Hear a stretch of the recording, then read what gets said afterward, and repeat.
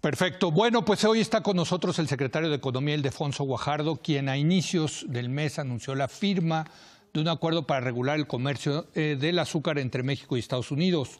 Vamos a discutir qué cambiará y cómo nos beneficiará la nueva regulación del azúcar y en qué sentido este acuerdo marca un precedente para la renegociación del Tratado de Libre Comercio de América del Norte, que iniciará o debería iniciar el 16 de agosto. Secretario Ildefonso, gracias por venir de nuevo. Qué gusto tenerte. Buenas noches, Leo. Gracias por la invitación. Bueno, pues ya te echaste el primer round con la administración Trump, pero nos decía Luis de la Calle que este es un viejo tema, ¿no? Entre México y Estados Unidos. Yo creo que ha sido el tema agridulce, eterno de la relación. De hecho, recordarás que se dieron aquellas famosas cartas paralelas que fueron muy controvertidas en la negociación del TLC. Sí. Y esas cartas se dieron porque en la negociación realmente no se dieron cuenta los estadounidenses que se había diseñado una fórmula a través de la cual pudiéramos haber exportado excedentes infinitos de azúcar, sustituyéndola por fructuosa, lo cual tampoco tiene lógica. Esas cartas lo que hacen es entender que el mercado es el mercado de endulcorantes, donde hay un balance entre la fructosa y el azúcar, porque de otra manera no se entiende, ¿no? Y nosotros somos superavitarios en azúcar, pero deficitarios en fructosa, ¿no? Exacto, y los estadounidenses exactamente al revés. Son superavitarios en fructosa y deficitarios en azúcar. Ellos consumen como 10 millones de toneladas y producen 7 máximo. Entonces siempre tienen un déficit importante. Ahora, ¿cuál es la litis? ¿Cuál es el problema? Mira, cuando se logra el tratado, se arreglan las cartas y se logra la entrada del azúcar mexicana, se hicieron, como decimos acá en México, se hicieron patos, o sea, no lo cumplieron hasta el 2008, imagínate. Sí. El tratado entró en operación en 1994 y la entrada efectiva libre de azúcar al mercado norteamericano no se logra hasta 14 años después. Fue un tema de gradualidad, pero luego de un conflicto real. Finalmente entra y empezamos a exportar excedentes mexicanos, alrededor de entre 1 millón, 1.4, que es nuestro excedente de productivo. Sí. ¿Qué es lo que pasó? Que en el 2013 y el 12 y el 13, el mundo hubo una supertemporada global de azúcar, y nosotros mismos llegamos a producir cantidades que no se habían dado antes, más de 7 millones de toneladas. Entonces, lo que pasó fue que empezamos a exportar alrededor de 2.2 millones de toneladas y estábamos exponiendo el programa de azúcar americano. Claro, si tú eres empresario mexicano, dices, a mí qué me importa, o sea, yo exporto.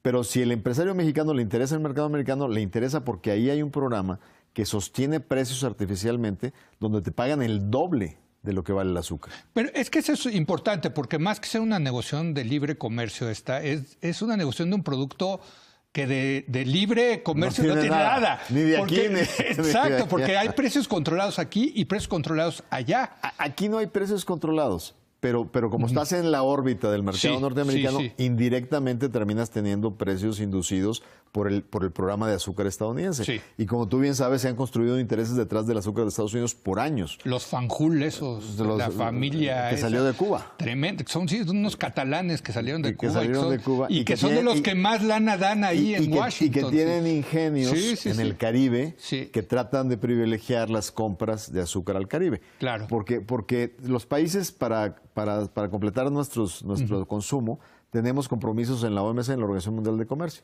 ¿Pero qué fue lo que pasó? O sea, vinieron los refinadores estadounidenses de manera muy discreta, porque podían violar leyes en materia de monopolios, a tratar de mandar la señal, atempérense, o sea, no nos manden tanta azúcar. Porque van a matar a la gallina de los huevos de oro, que es el programa especial de azúcar estadounidense.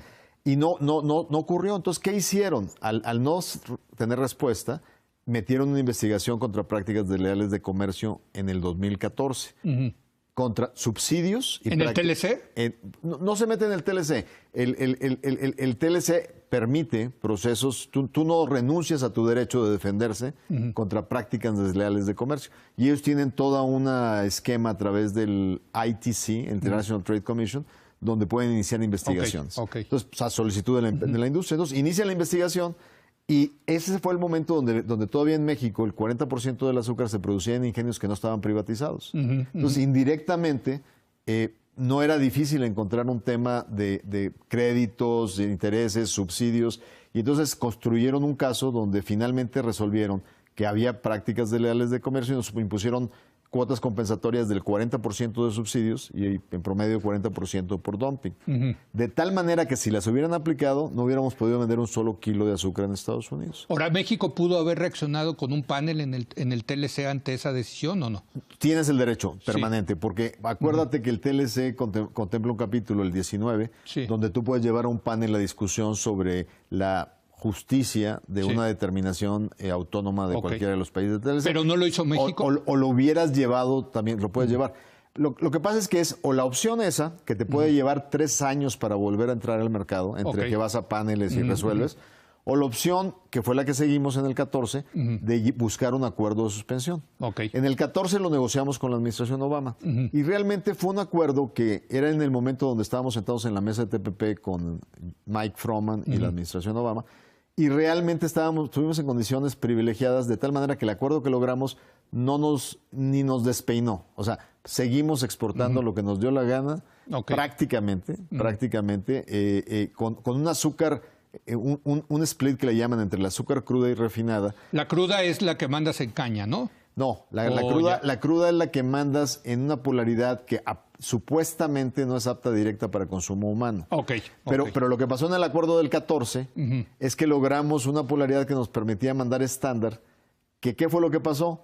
Que era un azúcar que los mercados absorbían para producir directamente confitería, chocolates, y entonces los refinadores, que eran los quejosos, no les llegó un solo kilogramo de azúcar para refinar.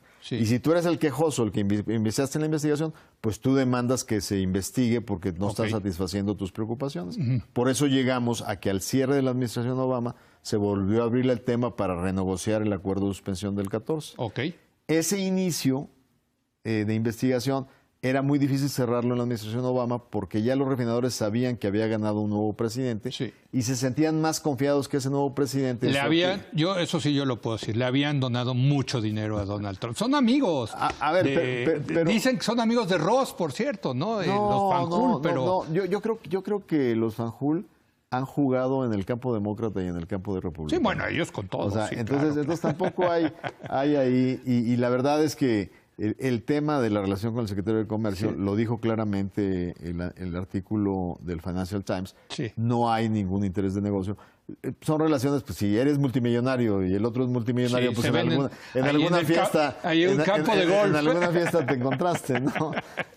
Pero el punto fundamental es que cuando empezamos, ellos dijeron, no nos interesa negociar mientras esté la administración Obama. Entonces, la expectativa era pues que nos iban a aplastar con un impuesto del 80%, ¿no? Cuando arranca la negociación, el endurecimiento en la mesa fue muy fuerte. Querían que exportáramos 90% cruda, solo 10% refinada, bajar la calidad de la cruda, una serie de elementos. Empezamos a negociar. El elemento que nos ayudó, ¿cuál fue?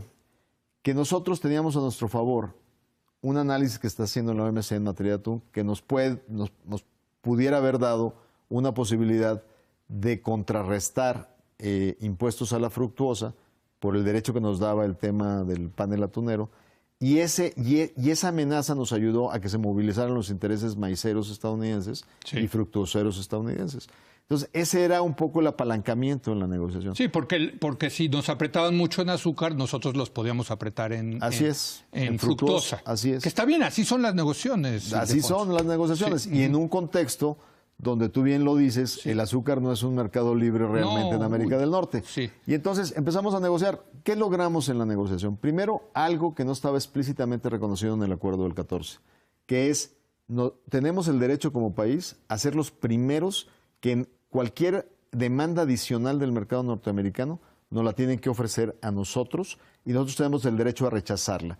¿Qué quiere decir? Que ningún otro país puede entrar al mercado azucarero norteamericano antes que la oferta sea nuestra. Es un derecho de tanto, digamos. Es fundamental porque eso al menos respeta el privilegio de México como oferente de azúcar. Y la fórmula del volumen total de exportación se mantiene la del 14.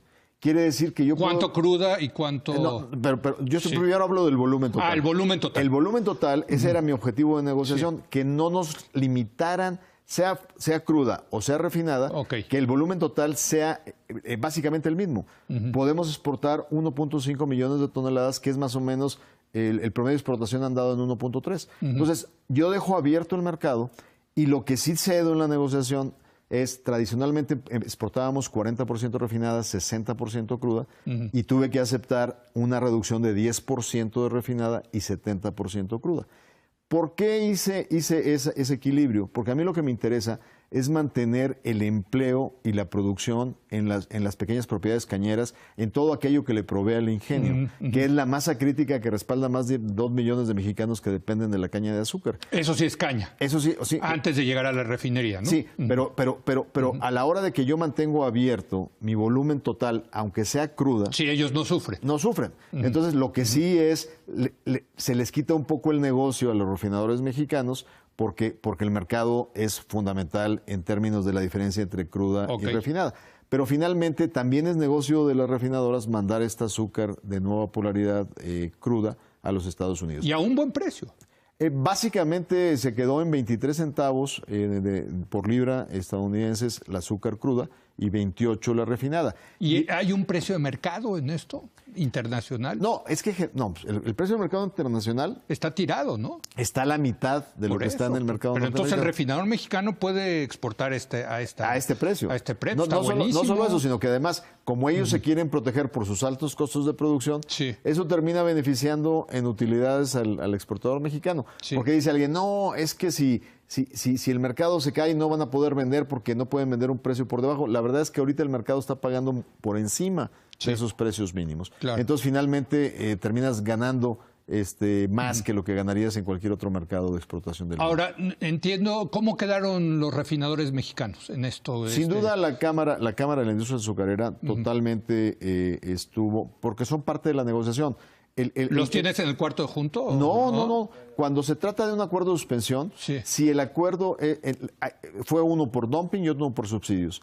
El de subsidios lo defiende directamente gobierno.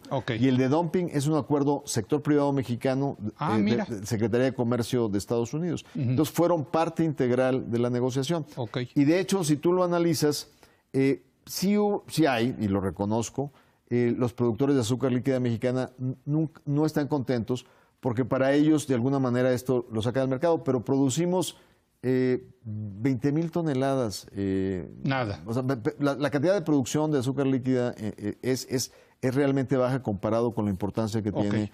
Y la verdad es que es un tema donde pues, la Cámara es la que determina un poco el posicionamiento integral. Y la Cámara entonces sí quedó en totalmente. Hubo perdedores en esto, como tú dices, pero una minoría, digamos, para... Digamos que se hace un poquito menos atractivo el split entre refinada y cruda, pero se mantiene el acceso global y se mantienen precios que son privilegiados versus el mercado internacional. Ahora, yo leí que allá no están contentos. En Estados Unidos. De hecho, cuando anunciamos el acuerdo, los refinadores norteamericanos no estaban de acuerdo, no daban la luz verde, porque ellos nunca estuvieron de acuerdo que el exceso de demanda que se nos pide la pudiéramos mandar a una calidad de azúcar estándar que puede entrar directamente al mercado. Y ellos lo que quieren es ser los procesadores intermedios. Y esa parte no se cambió. Y tuvieron que negociar con su propia administración para finalmente formar parte de este acuerdo. Ahora, déjame, al margen del resultado, ¿cómo fue la negociación con Wilbur Ross? Porque es la primera vez, si entiendo bien, es la primera vez que te sientas tú con el secretario de Comercio, que es realmente uno de los hombres más cercanos a Donald Trump y que va a ser fundamental en la renegociación del TLC. Totalmente tiene razón. De hecho, cuando yo voy a Washington por primera vez y tengo una cena con el secretario de Comercio, en esa cena fue al principio de marzo y ese día dimos una declaración que iniciaba nuestras negociaciones en materia de azúcar. Nos fuimos desde el inicio de marzo a cerrarla hasta inicio de junio. Y fue un proceso de altibajos. Llegó un momento en que se nos cayó la negociación en un impasse que la tuvimos que retomar 2 semanas antes de que se nos venciera el plazo. Y lo que te puedo decir son varias cosas muy importantes. Primero, es un hombre con integridad. Es un hombre que cumple a lo que se compromete y es un hombre que es sumamente inteligente y rápido para captar ideas. Fue la primera vez que yo me senté con un contraparte norteamericano en temas comerciales que entendió muy rápido que si se nos quebraba el equilibrio del mercado de azúcar, no iba a haber otra opción más que generar un desequilibrio en el mercado de fructosa. Y esa ecuación fue la que nos ayudó a navegar durante todo el proceso de negociación. Claramente, él trataba de buscar sus equilibrios para no lastimar a ninguno de los suyos, igual que uno lo tiene que tratar de hacer. Pero terminas construyendo un capital de credibilidad que te da activos para lo que viene. Y eso es bien importante. Muy importante. Sin duda. Desde luego. Sin duda. Sí, sí, sí. Ahora, este va a ser un nuevo estilo. ¿Por qué? Porque legalmente las responsabilidades de negociaciones recaen en la Agencia de Negociaciones Internacionales, el USTR, famoso, Sí. la unidad de negociaciones internacionales de Estados Unidos, donde está el señor Lighthizer. Pero el mensaje del presidente Trump es que el señor Ross va a ser el líder de la estrategia de negociación. Entonces, por primera vez vamos a tener ahí una complementación de dos personajes en la misma responsabilidad. Y esto pues, lo vamos a apreciar a partir del 16 de agosto, pues, que es la fecha que creemos que va a ser el punto de arranque de esta negociación. Se nos acaba el tiempo, Ildefonso, pero te veo optimista. Pero yo quisiera que regresaras para que cuando ya tengamos más información de... Porque, a ver, entiendo que al haber mandado ellos la carta del 18 de mayo notificando al Congreso, en 2 meses tienen que mandar los alcances. 30 días antes de iniciar a negociar. Exacto. Entonces tienes el 16 de julio, ¿no? Exacto, es el momento que tienen que mandar una carta con los objetivos de negociación. Y ahí sí son más porque la carta es muy general, Ildefonso, ¿no? Exactamente. El 16 de julio sí ya tiene que ser va a ser una fecha más aterrizada. Aunque sí, y aunque es una responsabilidad autónoma de ellos dentro de su sistema, Sí. esa carta es muy importante porque si trae elementos de demasiada rigidez desde el arranque, puede ser un elemento no favorable a la negociación. Entonces, esa carta tiene que cuidar un balance muy importante.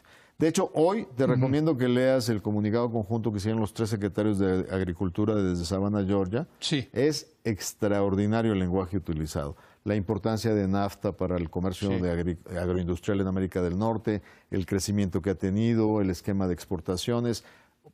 Oye, es que nosotros somos el cliente número 1 de ellos en muchos productos agropecuarios. Sin duda, sin duda. En muchos. Sin duda. Y ellos de nosotros también. Sí, así es. Aguacate, tomate. Sí nos complementamos, la verdad, en ese sentido, más que los canadienses. Pero entonces te pido, Ildefonso, que por ahí del 16 de julio, cuando ustedes ya tengan más claro los alcances de lo que quieren Estados Unidos, nos aventamos un programa largo ya para ahora sí entrarle al tema del TLC, ¿te parece? Muy bien. ¿Sí? Gracias por la Pero invitación. por lo pronto estás contento con esta negociación del azúcar. Estoy positivo de que hay espacio, de que hay gente pensante de los dos lados. De todos los actores involucrados podemos, si nos esmeramos, llegar a una conclusión positiva. Y esto es muy importante, así lo dice el secretario de Economía. Yo agrego, sobre todo tomando en cuenta quién es el presidente de Estados Unidos. Pero eso lo agregué yo, para que no digan que nada. Gracias, Ildefonso, por haber venido. Gracias. Regresamos a debatir el tema de la semana.